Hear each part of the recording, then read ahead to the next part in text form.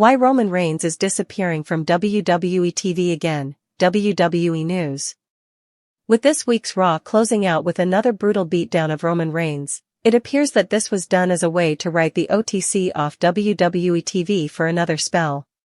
For those who may have missed Raw, the main event saw Seth Rollins defending his newly won World Heavyweight Championship against LA Knight.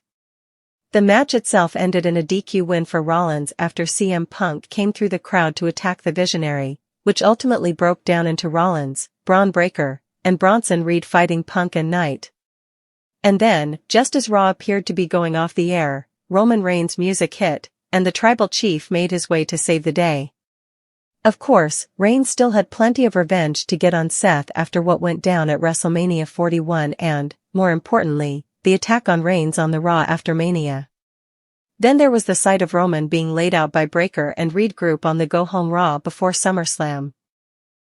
While Roman Reigns and Jey Uso may have picked up a win over the Bron-Brons at SummerSlam, the issues between Roman and the newly crowned Vision faction are clearly far from over. However, rather than Roman taking out the heels and standing tall on Raw, the Vision turned the tables and brutalized Reigns. There, he was hit by a curb stomp, a monster spear, and 3 tsunami splashes. As Raw went off the air, we had the visual of Rollins' group posing in the middle of the ring, as the bodies of Roman Reigns, CM Punk, and LA Knight were laid out on the mat. Speaking on the latest edition of Wrestling Observer Radio, Dave Meltzer believes that the attack on Roman was done as a way to write him off TV for the next little while so that he can go and film the upcoming Street Fighter movie. Directed by Kitao Sakurai, Street Fighter is due to start shooting imminently ahead of a 2026 release. The latest adaptation of the classic video game series, Roman Reigns will play Akuma in the movie, with WWE's Cody Rhodes on board as Guile.